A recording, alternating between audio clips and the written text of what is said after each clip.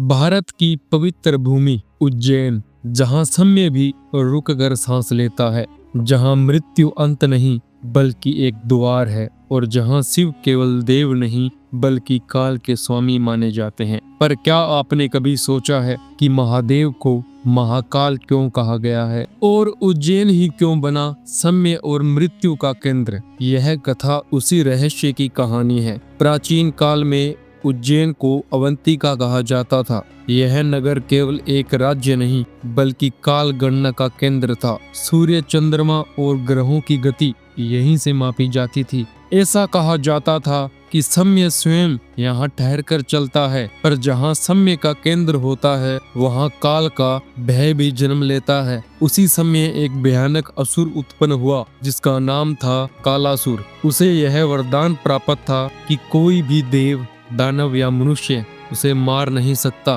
पर उसकी सबसे खतरनाक शक्ति यह थी कि वह समय को निगल सकता था। जहाँ वह जाता वहाँ दिन और रात का अंतर मिट जाता। बच्चे पल भर में बूढ़े हो जाते और बूढ़े राख बन जाते। उज्जैन उसकी सबसे बड़ी इच्छा थी, क्योंकि वह जानता था कि जो उज्जैन को जीत ले वही समय का स्वामी बन सकता है।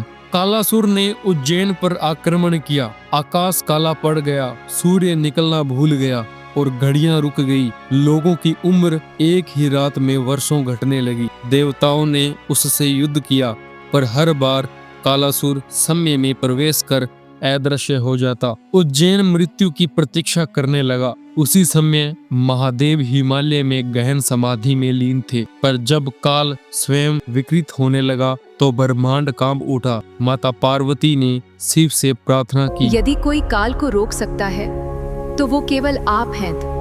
महादेव की तीसरी आंख खुली, पर यह क्रोध नहीं बल्कि न्याय था। महादेव भस्मधारी रूप में उज्जैन पहुँचे, न राजा के रूप में न देव के रूप में, बल्कि समय के साक्षी बनकर। उनके कदम पड़ते ही जमी हुई घड़ियां चलने लगी, पर उल्टी दिशा में। रात दिन से पहले आने लगी। कालासुर शिव को देखकर हंसा और बोला, शिव, तू भी काल से बंधा है।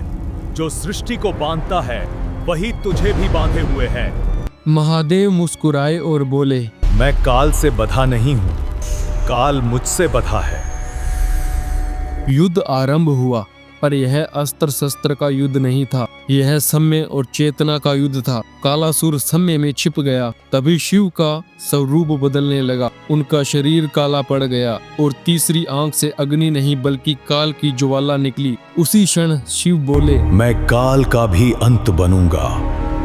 महाकाल ने कालासुर को समय से बाहर खींच लिया, ऐसे स्थान पर जहाँ न भूत था न भविष्य, केवल शून्य। कालासुर चिल्लाया, पर पहली बार समय ने उसका साथ छोड़ दिया। महाकाल ने उसे भस्म कर दिया। देवताओं ने प्रार्थना की कि हे महाकाल, आप यहाँ सदा निवास करें। तब शिव ने कहा, जहाँ काल का भय होगा मैं वहीं रहूंगा।